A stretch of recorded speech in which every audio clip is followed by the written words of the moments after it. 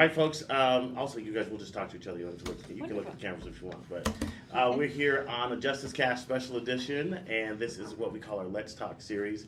This is where we get together with the candidates who dare to run for office. Exactly. And to serve our school, specifically this Let's Talk series about the Denver Public Schools Board of Education. And we are so excited. This is District 2. Let me say one of my favorite parts of town.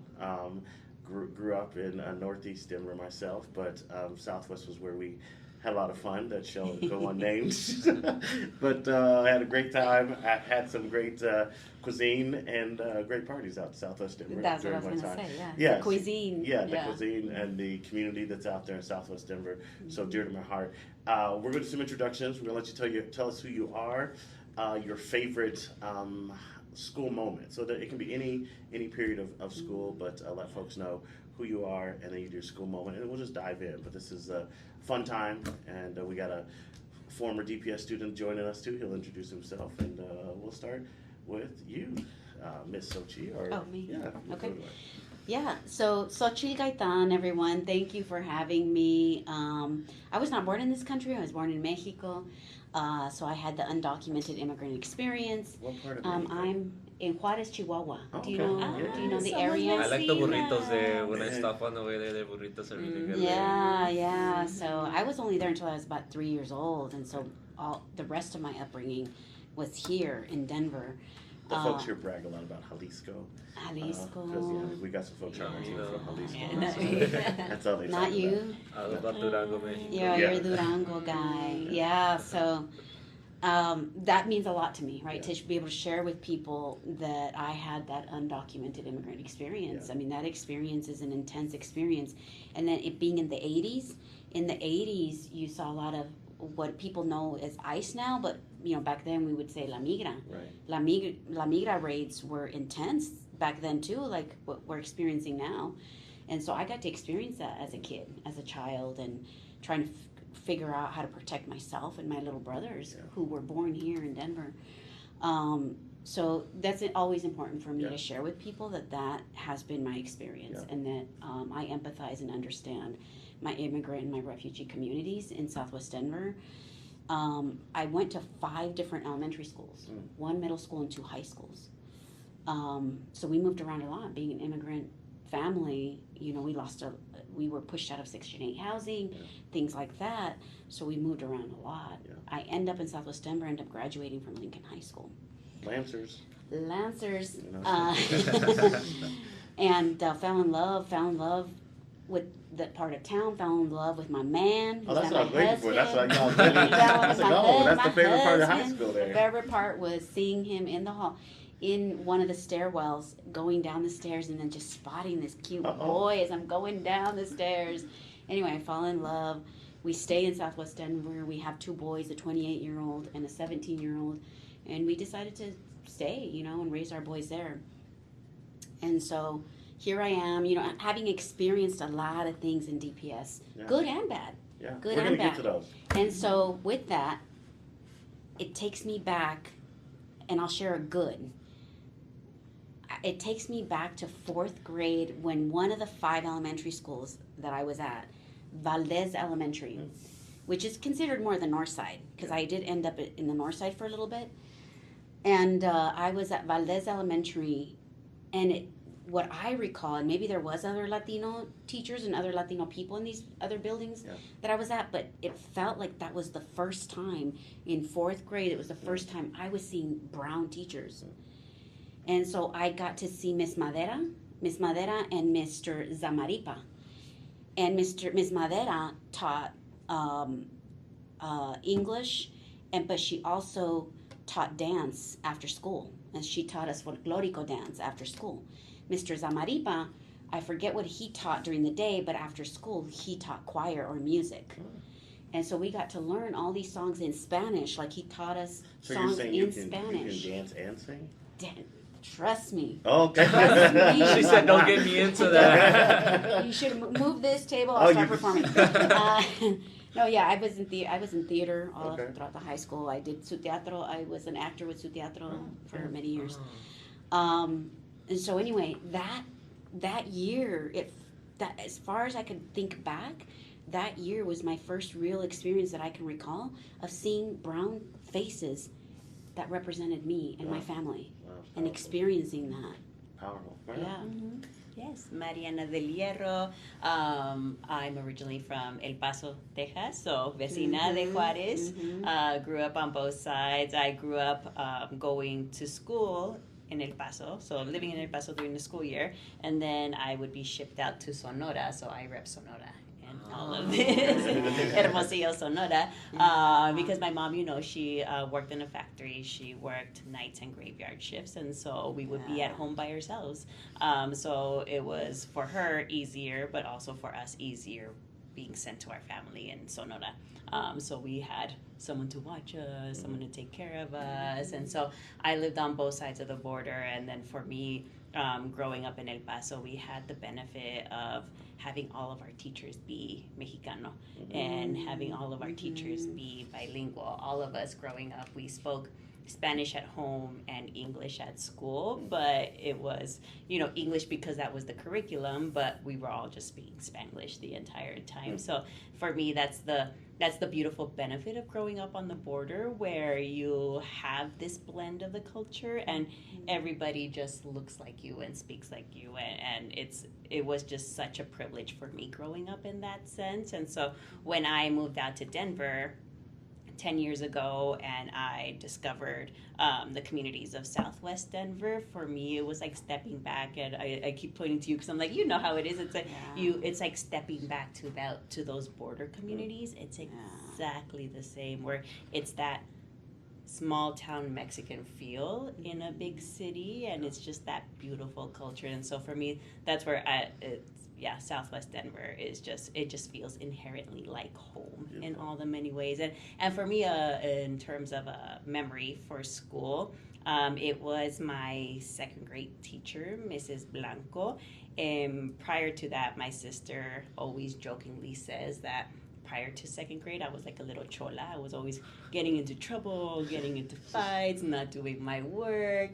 And then I got Mrs. Blanco in second grade, and Mrs. Blanco, she saw me. She was so kind and loving and supportive, and I will forever credit her for my interest in school, it's like that spark of wanting to try hard at school as well. And so for me, there's a lot of fun memories at school, but Mrs. Blanco, second grade, always stands out. Beautiful, beautiful. It's A.L. You're not a candidate, but you are a former student. To introduce yourself to folks so they know who they're talking with. Yeah, like Renee said, I'm Itzel Garcia. I grew up in Southwest Denver. I'm not originally from Colorado. I'm from Phoenix, Arizona.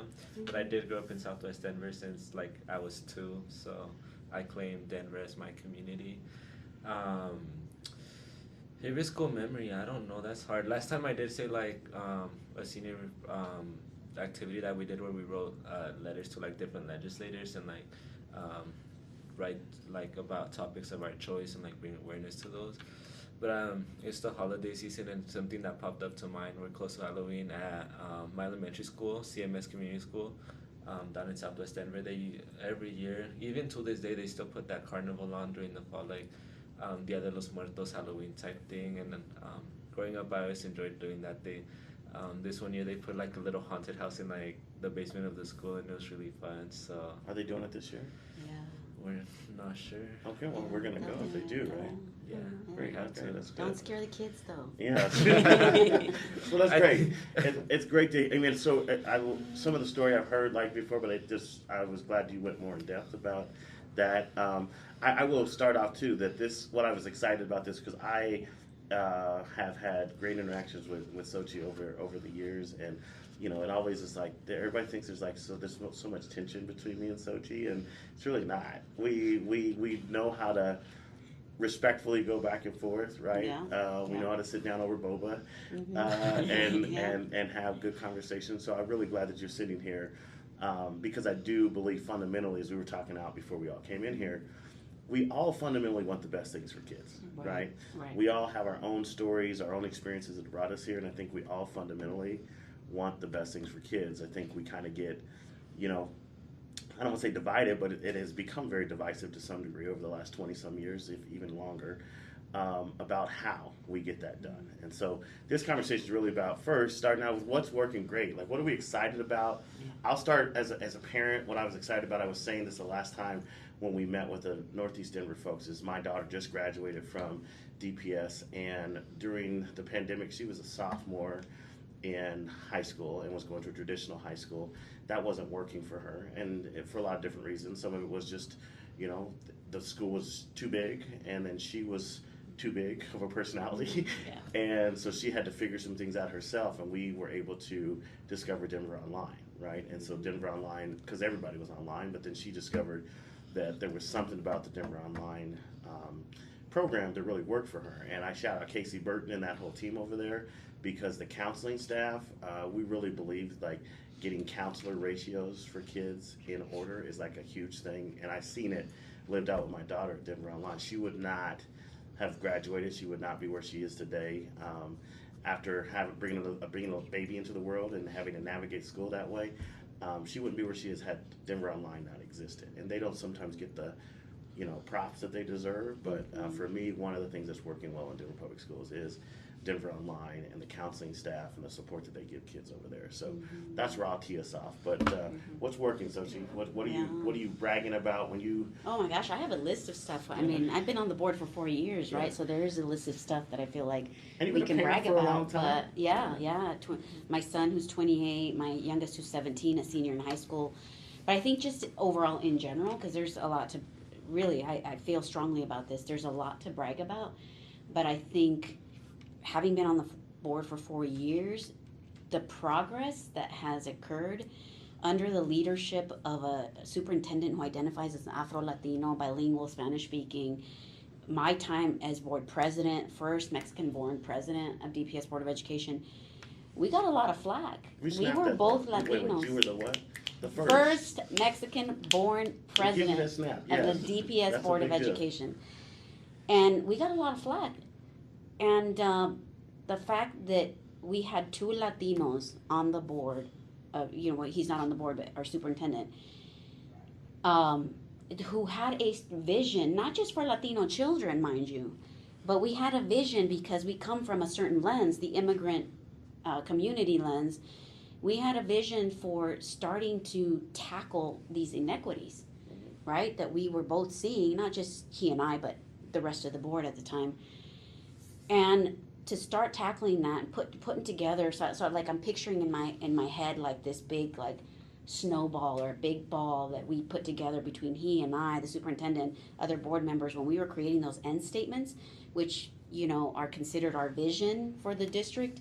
I felt like us putting that together and then the board sort of pushing that massive ball of vision statements, end statements out, and him taking that ball and just rolling it, right, and running with it, developing the strategic roadmap. Like, I felt that from the beginning to now, we made significant progress. The highest graduation rate in DPS history, and we're not going to get credit. Yeah. An Afro-Latino male and a Mexicana woman not going to get credit for having done that. Like, that is significant. Yeah. And so I want us to be able to like continue to stay positive on, and we'll go into the challenges, right? Because I agree there's challenges. Yeah. I'm not gonna say there isn't. Right. I just want the opportunity for all of us to embrace that we are making progress, that we are moving forward. And I think there's some, to your point, we're making some progress, and I think there's also, what often happens for people of color is we inherit the mess of other people. Yeah. And we spend a lot of our time having to clean up that mess, and sometimes the progress gets lost in the mess, right? Like people don't understand, like, hey, we had to wait through all of that stuff that was allowed or being done before. So yeah, there's been great, to your point, that focus on, hey, let's focus us, let's get these end statements clear, and let's move. I definitely would say that when I that's look at the difference between, because we've talked about it as a family, when I look at the difference between what my 28-year-old shares and what my 17-year-old shares, that's a 10-year gap, guys.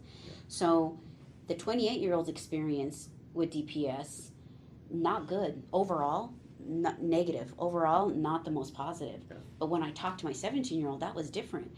And some of the differences are my 28-year-old saw over 80-90% white people in the classrooms, everything from teachers to paras to School leaders. Yeah. Whereas my 17-year-old saw a lot more people of color, especially a lot more Latinos. And saw his mom as the first Yeah. Mexican-born Yeah. school board president. That, Yeah. That's a huge thing. Mariana, That's huge. what's working? What's working? As a parent, I strongly feel the community that DPS creates at the school level for kids, for families, for educators. I know for me, my little one goes over to Stedman. He attends Stedman Elementary, and we live over. Parkville? Yep, he's over there, and we live over Southwest. And so for me, what the motivating factor of keeping him in that school, it's a dual language school, very important for me to make sure that he kept his language as well. And it is a drive, but what keeps me there is just the beautiful community that has been created there for him, amongst the educators, amongst all the other families. And so that's something that I just completely appreciate and adore about DPS, is that at every school, at the school level, with the teachers, and then the teachers motivating the parents, creating that very strong, loving community for our kids. And then also just the beautiful diversity that comes with all of it, right? Where with the Spanish immersion programs, the Black Excellence Strategy, all of these pieces that, going back to Xochi's remarks about not seeing herself reflected in her teachers, and now I feel like with our students and with youth currently, they see themselves reflected in those spaces. And I think it's just the diversity, the community, just the support all around. It feels really beautiful. Yeah. It's you grew up in this, and just recently. I mean, you're only in your second year of college. So what have you seen? Similar to Xochi's kids, what have you seen positively in DPS from a student perspective, but then being somebody who's in the advocacy space now? What is a positive you celebrate? Positive. I want to echo first of all the diversity in our district. We've come a long way. Our district being a lot more diverse, not only with our student body, but like our teachers, our staff, our admin, everyone like that. Our like the DPS family overall has grown a lot more diverse than what I would have seen when I first started school back in like 2012, 2011, kindergarten. Love it.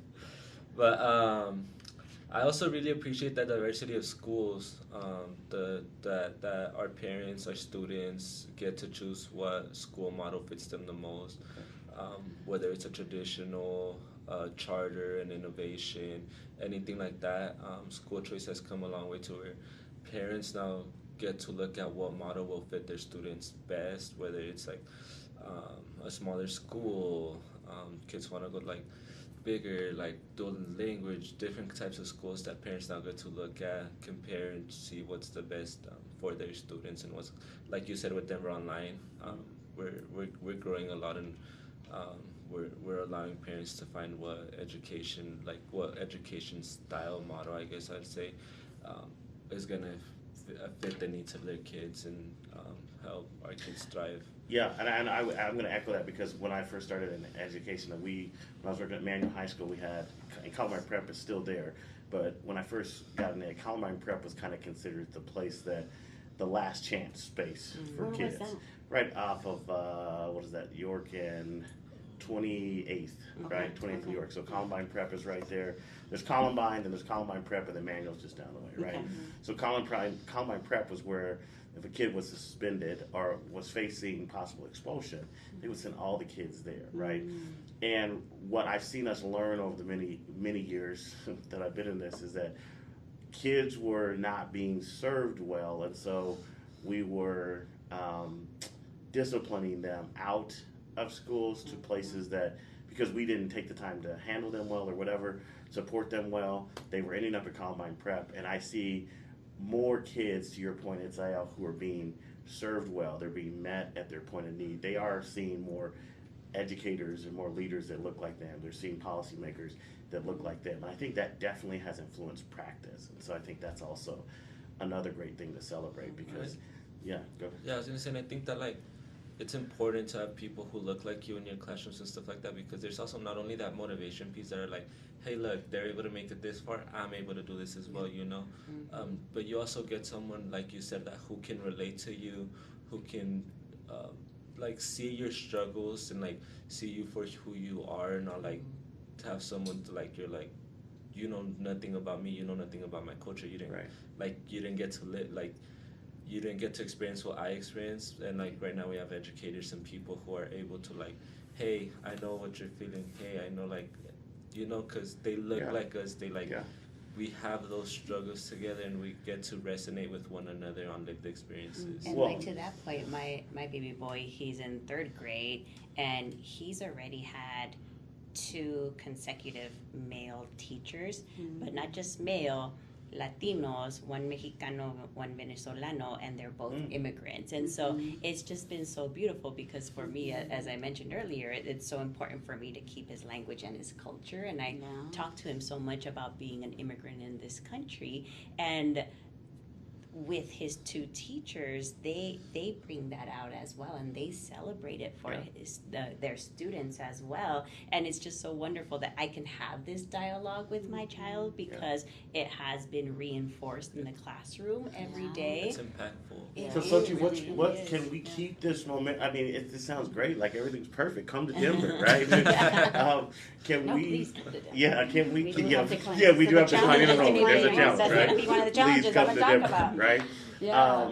When we think of, we're hearing all this great stuff, right? Definitely, the classrooms are diversified. I think about our retired educators that I was bragging about to you guys. When they did this Do Justice video with us, now all of these folks went to school in DPS in the 50s and the 60s, so they grew up in the 50s and 60s, and their classroom experience was very different, right? They did not see teachers who looked like them. They were treated poorly because of they weren't seen, right? They weren't. They probably met. got in trouble for speaking Spanish. Right, and they got in trouble. Yeah, and not even that they get in trouble for speaking Spanish. They were restricted, like from And speaking punished. Spanish, punished, right? So it's like, we have to assimilate. We have to become, and so to hear people even talking about, hey, we're going to keep our language. We're going to keep our. That to me is like a win, right? And so those are things, to your point, that we have to celebrate, because my mother, my aunts, the retired teachers that work for us, they did not have that experience, but they fought for it. Right. And I know that their hearts would probably be just leaping to hear these new experiences, because they went through hell to get to where we are today. And so how do we continue this forward movement, right? How do we continue this forward movement where we are seeing not just these shifts, but systemic problems that have been sustained for decades? It's a challenge to hit those things head on. How do you keep that? How do we keep this going? You know? Yeah, this momentum. Yeah. That's because there's so many challenges that are hitting the district from so many different angles, right? And so how do we tackle them all at once? Do we create a plan where we can take some of the resources, start tackling a few at a time? Like, what does that look like? And we've had so many conversations. So every 2 years the board changes, right? And the dynamics of the board changes every 2 years due to elections. And I remember some of the conversations we had in the first 2 years of my time on the board. It was more of an early vision of, okay, how, what are the goals coming out of the pandemic? As we get out of what does that look like as we get out of the pandemic? Then the next 2 years, it was more like, okay, it looks like we're building some momentum. How do we build on that and keep it going? Now the conversation is, okay, it looks like we got this far. Can we take it farther? And it might be me, it might be Mariana, it might be whoever else wins at the end of the other races. And I'm hoping that they, as we're working through the ends right now, I'm hoping that they will, whoever the new board is, whether it's me or whoever is on there, that will appreciate some of the vision of what we've got going right now. Because this one, what's unique about this one is it's got student voice, a lot of student voice. I was one of the first board members to push that onto this board to make sure that we were hearing from our students. Because these... That's key to this, maintain this momentum. Yeah, that's key. Hearing from students. Them telling us, is this working? Is this working so that we can continue going in that direction if it is working for them? And these were not just, I wasn't only talking like to juniors and seniors, these were some of the younger high schoolers that were saying, well, yeah, we actually agree, and we like this from this old statement, from the original statement, can you somehow transfer that and still keep it in the new one, because that's working. Marlon, how do you think we maintain momentum? I love that. So what you're saying, we got to keep listening to our students. We got to. Yeah. Michelle Quattlebaum was out here, and of course she bragged about starting this community engagement policy. The community for the engagement board. policy was huge. Yeah, I agree yeah, with her. Yeah. That was huge. Not that we didn't engage with community Yeah, before, more formalized now. but it was formalized. Yeah. It was in a way where we all knew, okay, now this is the more effective and efficient way of doing it. And it's a set goal from the very And beginning. it's a set goal, right? So it's not that it wasn't happening, it's just that every director was kind of doing their own thing, their own way. Some directors were doing their own thing. Some directors weren't. Weren't, yeah, that's true. That's true. We don't have to name That's anybody. very true. Yeah, and then it looks differently in our community, Right. especially amongst the Latino community, how we engage. Yeah. Mario, Yeah. how do we keep this momentum going? I love that question. Where there is momentum, right? Because Yes, like yes, you said, we're going to yeah. get into the challenges. Yeah, Anybody who's yeah. listening, we don't want them to be like, oh my Yeah. gosh, don't they know? We do know. Yeah. We do No, know there's and challenges. like I Yeah. mentioned before, like having the ability to have a school system where you have a Spanish immersion program, where you have a Black excellence strategy. Like for me, it's building off of that momentum that is present, but taking it a step further and looking at DPS to start tackling our education outcomes, our academic outcomes, as a racial justice issue, as an economic justice issue. And I say that because I've been speaking with parents as a part of the campaign, obviously, and parents know that, parents see it and parents know it. And what I mean by that is that they know that their children are not being allowed to participate in the economic development of the city. What I was speaking to parents earlier this week, and one of the mothers said, "Es que quiero que me den más tarea para mi niño. I want them to give me more homework for my child." And I was like, "Tell me more about that." She's like, "Well, it just feels like we're not allowing our kids to grow more.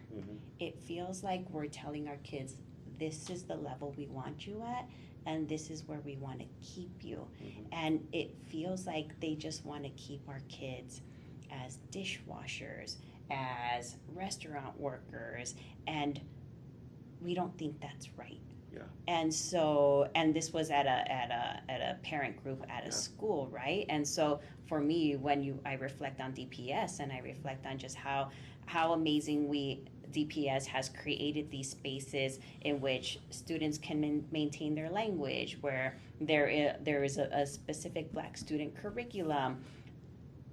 And then let's go further. Yeah, let's go further, and let's look at these academic outcomes, not as failures of the teachers, not as failures of the students, but how do we really turn it around and say, we're all going to jump on board on this, because this is a racial justice issue, this is an economic justice issue, because we want our babies to perform just as well as if we go to... Yeah, and I think you said it, the data doesn't tell on the kid, the data tells on the system, right? And I think that's and it's like, you've made this point at board meetings, like, we're not saying our babies can't read. What we're saying is that the system is not helping them read at the level that they should be reading at, And right? it's not to say like, oh, like, the superintendent right now is failing, or the current board is failing. No, like, we're talking, and your original question was like, how do we start tackling those systemic issues? Like, that's like, I mean, if one superintendent or if one school board could solve that, I mean, it'd be a Nobel Peace Prize. Right. Like, you would take it across the country, right? But it's about like, let's start having that discussion, because in terms of a city like Denver, where people, not recently, but people were flocking here because of the economic opportunities, because of the growth. And, you have all of this like beautiful noise about how amazing Denver is, but you have the most important institution upholding all of it that's not supporting the racial justice and economic justice. Right, of because the data that we here. read, the data that we see is that Denver continues to be a city that imports a lot of our what they would, Talents. our talent, right? Mhm. Whereas I'm seeing folks who we all grew up here, and we say, like, we some pretty talented people right here, right? And that's the part that I always say. It makes my skin crawl when I hear folks say like we import our talent. And for me, that it's a deliberate choice. Mhm. And for me, I feel that that is a violent act. Yes. To say that you know what, we're not gonna invest over here. We're not gonna invest either the money or the effort to figure out how do we grow, how do we support our community members, most especially our kids. That for me feels like a very violent act that Most we're doing definitely, for our 100%. community. I mean, very Yeah. much violent. I think when I grapple with that is that I know that I celebrate, to Sochi's point and credit, we are seeing higher graduation rates. But I'm also concerned about the other side of that to say, yes, I want to see more kids graduating. I salute the systems that have got more kids graduated, more kids with the civil literacy, the climate action, all the things we've done. I celebrate all of that. But I'm also, having talked to Dr. Angie Piccioni, who leads higher ed, I sit with her and read data that says, yeah, we're graduating more kids in not just Denver, but Aurora's not graduating, but they're graduating kids. But then they're coming on to the next space, and they are having to take remedial courses. Well, because And they they're said not- the graduation rate is 80%, but the proficiency rate is 46%. Yeah, so if you And graduated so my it's like- kid, and I said this is, I said this about all my kids, is I got 5, I got 1 still in the system in 7th grade. I don't want you just to give my kid a diploma of completion. I want that diploma to mean competency, right? Yeah. That diploma means that they are ready for all the things like the end statements that you guys are crafting. I'm excited about some of the stuff you guys have in there, because that is telling us this is what we expect Yeah. from a Denver graduate. This is the process by which we are going to educate these kids to this end, not just here you go, it's IO. Yeah. Good. I don't know. I was just gonna say, yeah, I agree with all of that, and to like that point of progress, I feel like a lot of our like educational institutions within the city and county of Denver are working within silos, and I think we should start working together, coming together, and see, hey, this is what is working in this model, so let's bring it over here and see if it like what it does with us. Hey, this isn't working here, so let's try to find a different way.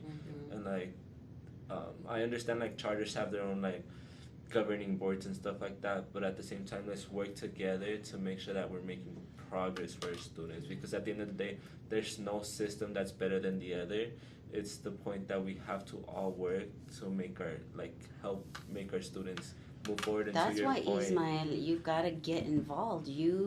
All your classmates, now at the college level, get involved in not just Denver school board politics, but politics with your legislators, because it's those legislators that actually control what you just described.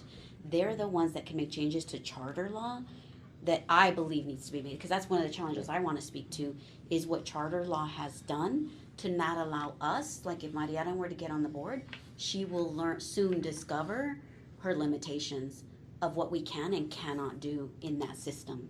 A very, very difficult system to penetrate and make changes to.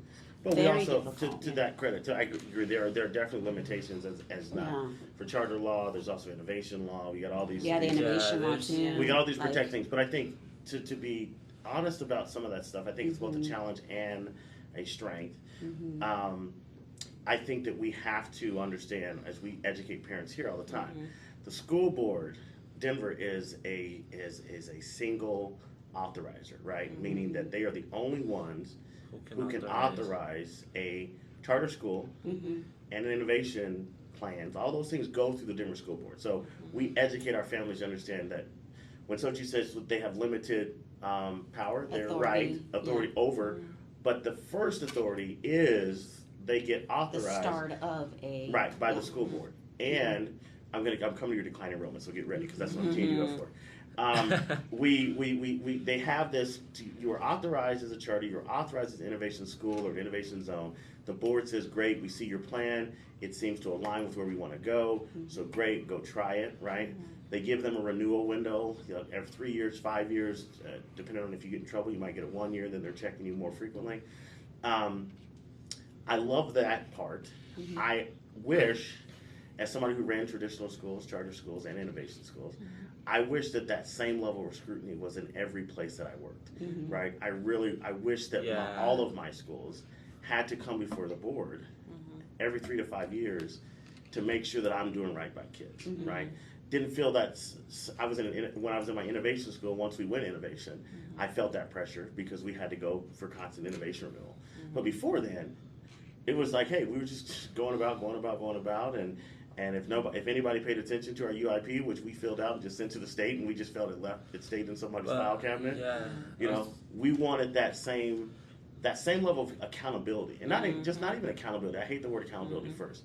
That same assessment of, are we able to do the things that we're supposed to do for kids, and then after that assessment of ableness, can you as a district come along and support us to be more able, to give us more resources and tools that we need, and then after we've got the resources and tools that we need, then please hold me accountable, right? Tell me if I should keep working, That goes to Sochi's point. We need to advocate for that level of, like, I'm gonna use the word accountability here, to that level of accountability of all systems of education, whether it's traditional, charter, innovation. Make sure that we're all being held to the same standards, and make sure that we're all, like you said, doing right by kids, because at the end of the day, we're all here to serve kids. It's not like we shouldn't be making it a competition to say, like, hey, I'm a charter school and my system's better than yours. Hey, I'm an innovation school and my system's better than yours. And does that same standard mean to, because the financial aspect, the financial piece too, plays a key role in whether or not the same standard is there in each model. And unfortunately, in my opinion, and I think we'll move into the declining enrollment piece here in a minute, but unfortunately, that's what creates the competition and the uneven standards, is the financial piece. Because now we have the charter model that is receiving a lot of private dollars that is causing all these other imbalances and inequities over here, and then we don't see the same standards across the board. And to be fair, you know, we do receive a lot of private dollars in our traditional run schools too, because I've run some of them. I've ran 6 in Innovation Zone, and the money. But explain in what way? How? Where I get that money from? No. Oh. How? No. Well, yeah. I mean, if you want to share. Yeah, I'll tell you where we got. I'm saying like how, because law does not allow public schools just to receive the private dollars the way charters receive. Yeah, so I'm going to tell you the workaround. Yeah, I'm going to tell you the workaround that people do. Describe how. Because it does happen. It does happen in a lot of our traditional run schools, right? For example, like we were just visited East High School, had a great time at East High School the other day, 2.5 hours there. They have the East Angels Foundation, right? I don't know if that's what it's called, but it's similar, right? And that East Angel Foundation helps supplement, helps to come in, help to meet needs that maybe the general budget of East does not satisfy. When I was leading the Innovation Zone, and I had Northfield in my zone, and I had McAuliffe in my zone, let me tell you, those schools had great budgets because of our enrollment, but we also had great budgets because we had a foundation at both of those schools.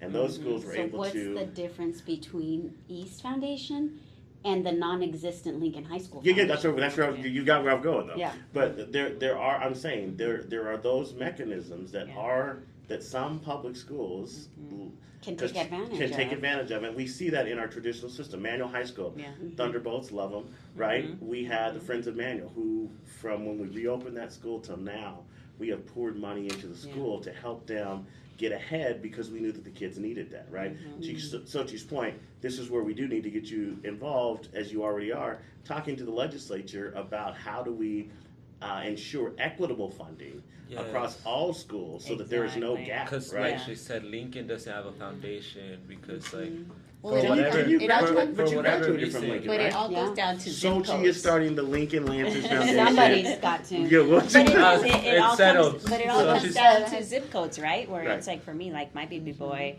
goes to North Park Hill School, and then there's a Park Hill Elementary, and every time we hear about the Park Hill Elementary fundraiser, we're like, Yeah. how much did they raise? And I think that's the discussion, right? Where it's like traditional or charter, whatever it is. How do we create a structure in which the money that is raised is equitably distributed across the board? Because when we talk about like there's workarounds there's Yeah. different ways of contributing privately to the Mhm. schools, and that is just reinforcing Yeah. the inequitable systems that already exist And in those spaces, yeah. whether it's traditional exactly. or a charter space. Exactly. To that point with zip codes, I feel like a challenge that we run into in Southwest Denver, and it's a challenge that I've seen a lot, is we have parents who are working like 2-3 jobs just to make sure that they're able to like afford to live where they live because they don't want to live that community. Like it's Southwest Denver, like everybody knows each other there. I feel like, Yeah. and like parents in Southwest Denver can't be as involved as other parents who may be living life a little more comfortably. Yeah. Like you have parents where regardless of them having 2-parent households, we still run into that struggle. Like both parents have to work like a job, sometimes even up to 2 jobs to be able to sustain their family, sustain to live where they live, and make sure that their their Yeah. kids are able to grow in the community that they have grown to love. Yeah. And that equitable piece is like, how are we also working with people around us to make sure that we are helping families make sure that they can also be a little more involved in the process, make sure they can be more involved in their school communities. And how are we being more creative, to your point, and to Sochi's point, how are we being very creative with all dollars that are available? And I'm not talking about just the district money that we get, but I'm talking about state budget, I'm talking about city budget, I'm talking about philanthropy. If we are committed to kids Yeah. in Denver and throughout the state of Show Colorado, me you're committed to show me your kids. money, And right? are people, are Yeah. people gonna be willing to equitably distribute that? Yeah. If Southwest, if some schools in Southwest need it more than East Yeah. Angels, are they gonna be willing to send some of that funding there? Yeah, because our parents in Southwest Denver are never going to be able to raise Even as if much we- money like Let's East say I Angels. start a Yeah. foundation at But Lincoln it High would School. never Do reach you the really same believe, levels. do you really believe it'll reach the same levels at East? Porque it's that It's a thing whole different socioeconomic system there. How do I forgot words in English, I'm saying in Spanish. Muchas de las personas que se gradúan de esa comunidad, like, deciden quedarse ahí. Yeah. y A lot of us like, do. Yeah. My husband and I did, Yeah. right? We graduated from Lincoln. We decided Yeah. we're going to stay in the community. We're going to do, because we had the opportunity to not buy a home there. We were actually talking to other friends and other people in our age group that were buying homes in Highlands Ranch at the time. Yeah. And we had those opportunities when we had those discussions, but we're like, no, this is our community. This is where we want to raise the boys, and this is what we want them to see. We want them to see this. We want them to be around grandma and grandpa. Yeah. You know, and but yeah, So back we're to go- declining enrollment. But Because we're going to start the Lincoln Lancers Foundation. Full So circle, I'm going full to help circle. Sochi. We're going to get Yeah, that going. yeah. But I think, Sochi, to your point, is You that just can't expect it to be the type of money No, that we're- East High School parents Yeah. bring. We're gonna- That's Yeah. not- You're still We're going to gonna have get it, to pull a couple of Yeah. other levers Yeah. elsewhere to And get I more think let equitably me just say one distributed. of my experiences. When we were going to, my kids were going to Central Park School. I'm not gonna name the school because then you know the principal. But this was my first ever PTA meeting at the school. There was I joked that there was 300 stay-at-home moms at the meeting, and there were 7 of us dads sitting in the back. And the principal got up there and she was like, "Budget is this, and I'm $300,000 short to have a pair in every classroom, right?" And they were going there having this conversation, and the gentleman who I just met, one of the other dads, he said, I'll never forget, he said to me, "Hey, Vernon, watch this," right? He just says that to me. And all of a sudden, these moms, "I got 5,000 on it. And I kid you not, by the end of this, my oldest daughter was in 4th grade at this school. By the end of the night, before we walked out of that PTA meeting, that principal had what she needed that was coming from her PTA to make sure that year she had a pair in every classroom, right? Yeah. And so to your point, yes, there are communities that have that bandwidth. The one thing I want to not miss at the table right now is that we are representing Northeast and Southwest Denver at Yes. this table right here, right? Yeah. We are 2 of the most, I would say, disenfranchised parts Yeah. of the district, right? Under-resourced. Under-resourced, I think sometimes underappreciated, lower expectations, Yeah. right? I mean, I heard Economically excluded. all of those things are the challenges that we face. And so I always like to tell my Central and Southeast, and I'll throw Northwest in there too, because Northwest is gentrifying. Yeah. And It's been gentrified. it's been, for- when they started calling stuff Rhino, High, low, I high, said, low, high, and- I said, We've been high, fighting low. high. against the. I said, the It's north been- side, it's right? been- It's just the north side. It's Right, the been north side. gentrified. So we represent these communities, and I put pressure on my neighbors that live in Central Denver and Southeast Denver, and I think to what you said, there has to be a moral revival to say, hey, do we care about all kids in Denver thriving? And if we do have to think differently about how schools are funded, how schools are enrolled, because we're seeing declining enrollment, right, in Southwest Denver, and we're seeing expanding enrollment some in Northeast Denver in some degree, but in Northeast Denver we're expanding enrollment, but what we're not doing is improving quality. So we have more kids, but some of the schools that we are concerned about that they're going into are not we're not improving the quality the same way. So how are we going to survive this? Please, magic wand. How are we going to survive, both of you guys? The declining enrollment issue, because you got to remember we're also being attacked by a fascist federal administration at the same time. So how are we going to survive the next 3 years under got that? our podcast canceled right there. While we try to figure out the declining enrollment issue, right? But you know, obviously we passed the change in the EL 18 policy that is giving us a pause and like a moratorium on school closure for a little while. And at the same time, Can I ask you a pause real quick? Can I ask you a question about that? That we got this moratorium on school closure. We visit schools as a team, and I visited a school. Again, not going to say the name. They will know probably if I say that when I say the numbers. But we visited a school. This principal told us they have X amount of students, right? But he is staffed and funded for about 170 more than what he has, right? It came out to like a $3.3 million that is being that is allocated for that space that could be used somewhere else, but because he's where he's at, that money's there. It's been allocated because of whatever reason. But there's $3.3 million, and I know some schools in Southwest that need it, that could use that. And so this has been my struggle with this. We put this moratorium on closing schools. But if there's, and I think there's a caveat in there about, unless there's some financial stuff, yeah, right? There's a caveat, I think we can't be afraid to say, hey, we might have to make some tough decisions to make the system equitable. Because I know here even in there was a school downtown Denver, not downtown, but Denver Discovery School. School's been closed. I know that Michelle talked about that being a hard vote the other night. I remember walking into that school, and they had a beautiful, I'm a musician, they had a beautiful music room, beautiful grand piano. They had guitars hanging on the walls, awesome. right? And I walked in and I said, oh my God, when do they have music class? And the principal at the time, who was a transition principal, said to me, we haven't had class in there probably in 2 school years. And I said, what are you talking about? She goes, we don't have the staffing for it, right? But she still had this budget assistance that had her like being funded for like 150 kids when she only had 40, right? So I do think that there's some budgetary stuff that we need to really look at within the district that says, hey, I get it, we're supplementing, but are we over supplementing when we should be shifting those resources to make sure? And it's about getting creative with the budget, right? With what we were speaking to earlier, where yes, there inevitably will need to be some schools closed, because to your point, Vernon, like if we have a school that's being funded for 170 but only 30 students are there, and that funding is just sitting there, right? And it could be more equitably distributed to schools that need it more.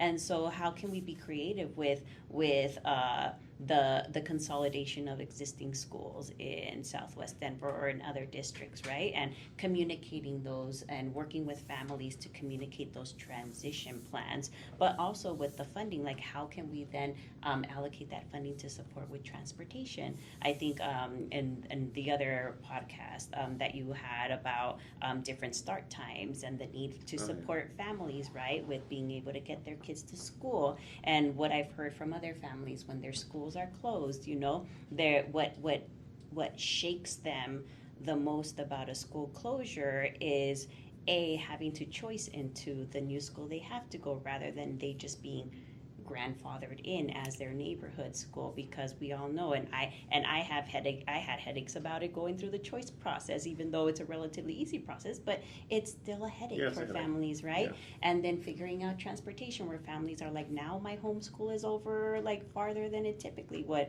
I don't know how to get my child there, right? So it's being creative with the budgets, being inclusive with family members so that you can include them from the very beginning and start that consolidation What work. student wants to walk past a music class that they can't take? Exactly. Right? What And kid so wants to why can't walk we use past an those art room funds to? and they can't take an art course, right? Yep, Who yep. can't learn the dance like you did? I mean, I'm thinking, as you told that story, I'm thinking of the kids at that school Are missing who out.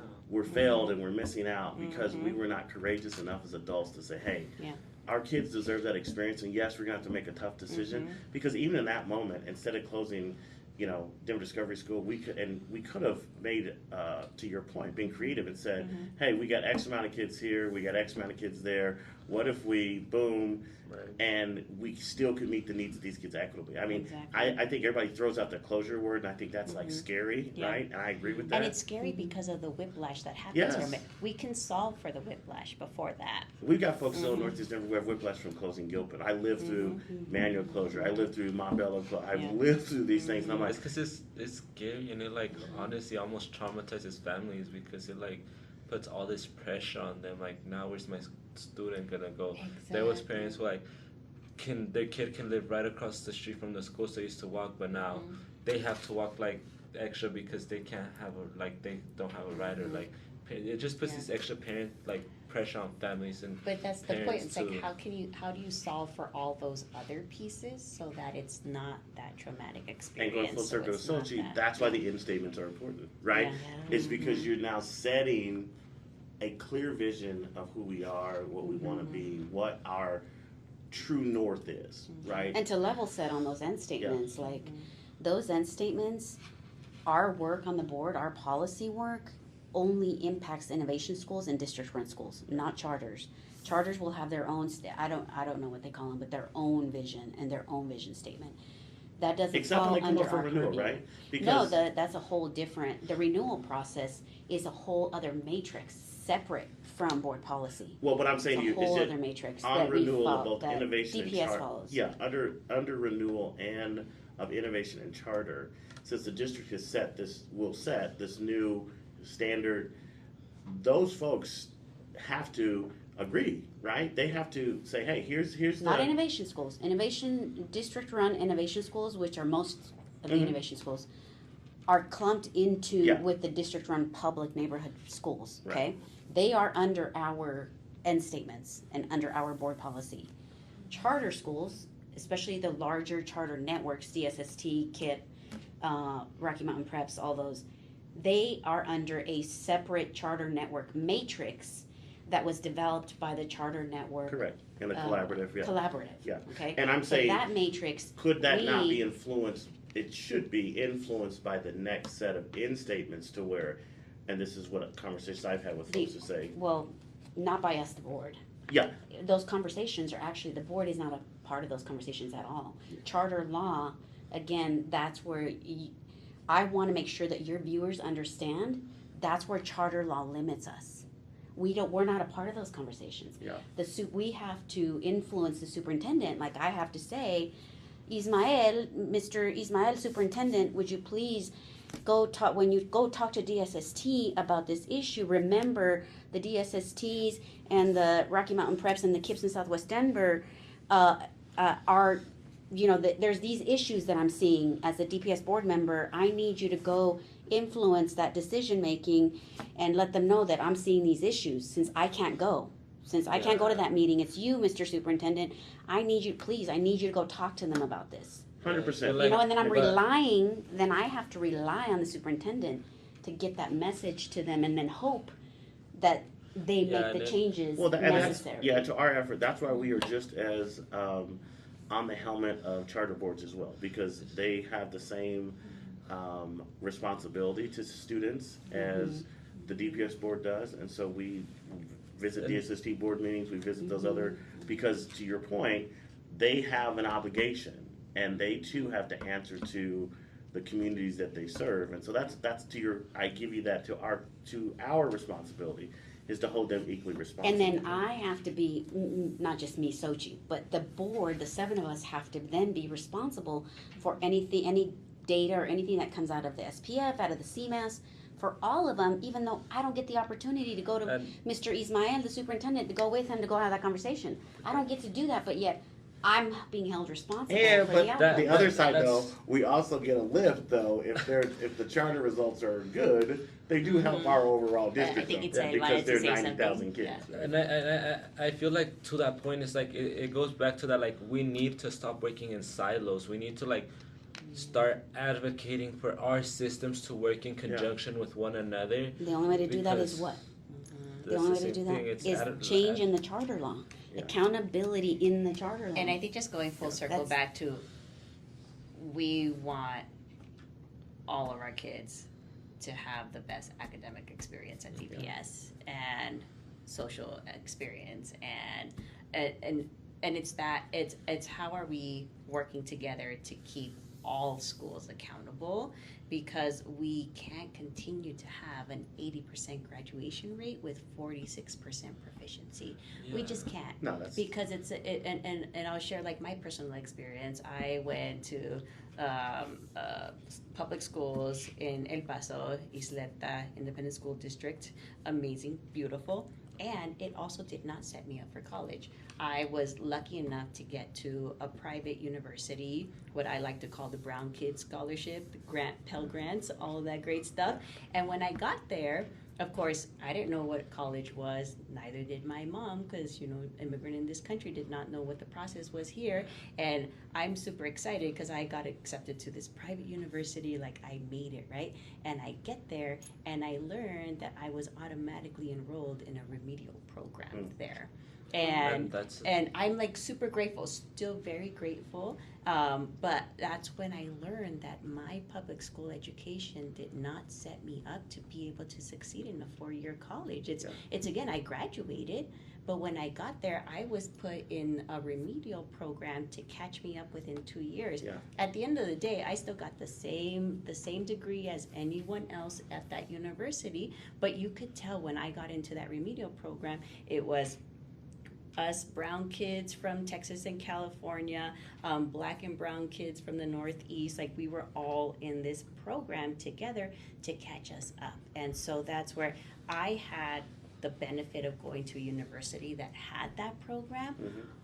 All of our babies don't necessarily have that. Yeah, So how can that's- we set them up so that when they graduate and they get to college, they will actually be able to succeed when So I they think the get there. associate's point that I agree with, I think that we have to, when we come back to these different models, like even when we talk about opening traditional schools, because we've done that, I think sometimes recklessly as a district, we cannibalized ourselves when we had Emmanuel, for example, and then we put 8 other traditional high schools around it that cannibalized Manual. We made Bruce Randolph a 612, knowing that was going to cut off the Manual feeder pattern.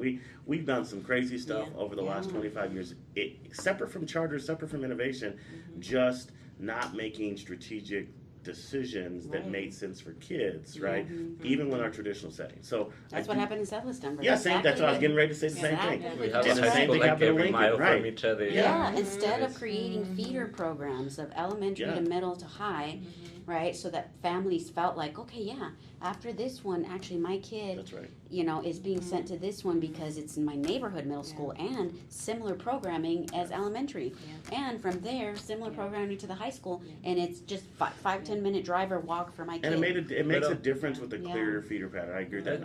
I want to hit this. But we don't have that, right? We don't have that. That's where, And that's those are conversations I've one of our had. challenges. You're working on it. Personal conversations that I've had with the superintendent, and we've had a lot of sort of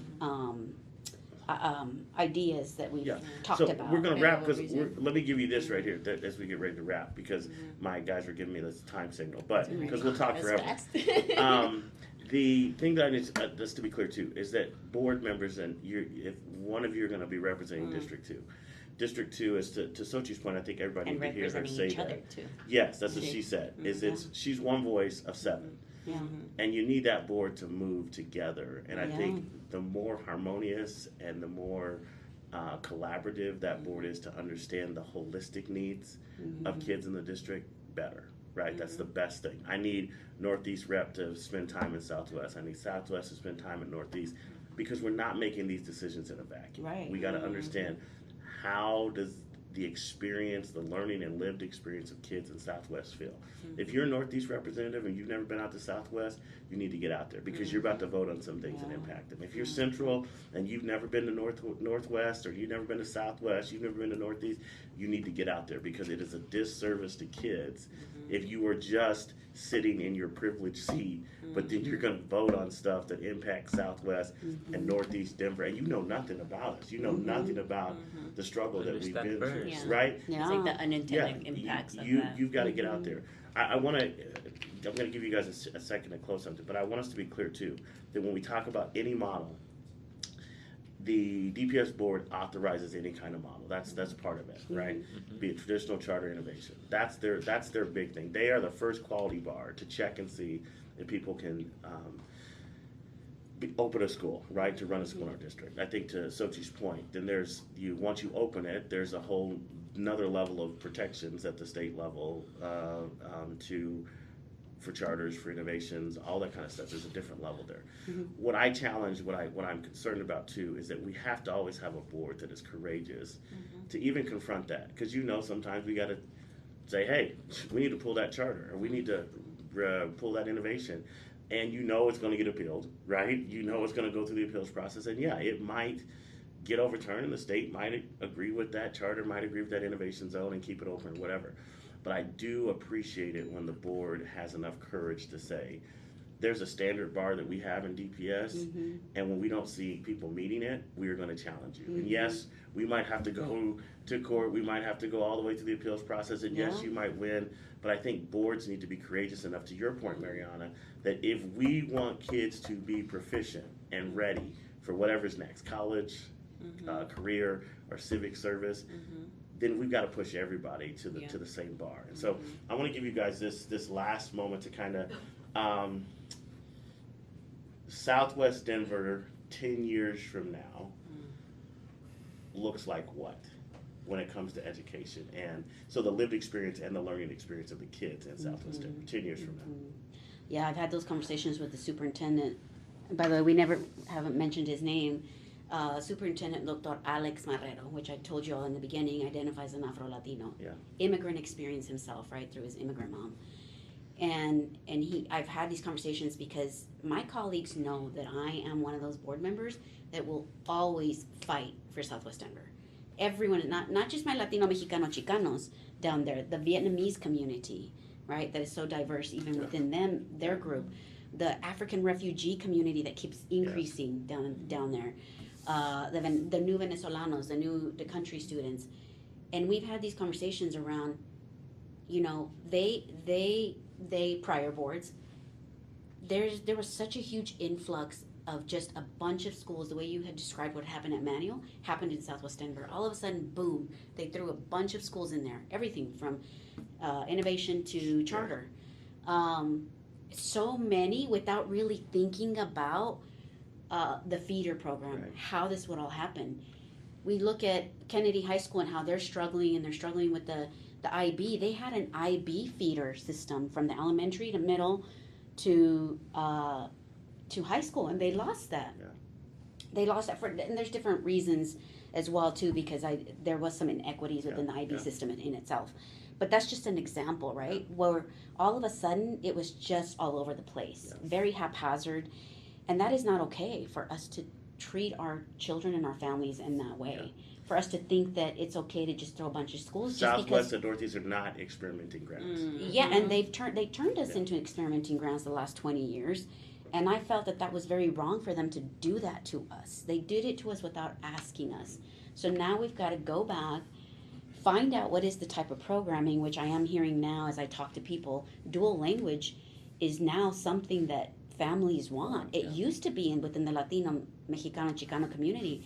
They used to say, and my mom and others would say, oh, we got to have our students learn English first, and then, we'll figure out the Spanish later. Now parents are more educated, are understanding the dual language, understanding the importance of... The program is better now. Yeah. And it's better, right? So now I'm hearing that more, and if that is the direction that we're going to go, then let's start creating feeder programs for that and really enriching our community, since obviously the Latino, Mexicano, Chicano is the more predominant community there. Yeah. And with, you know, making sure that there's a level of respect for the other diverse groups. But that's how I see it. That's how I envision it. I've been having conversations with the superintendent about that. And he's very supportive. He's been very supportive of all of our ideas, all the board members.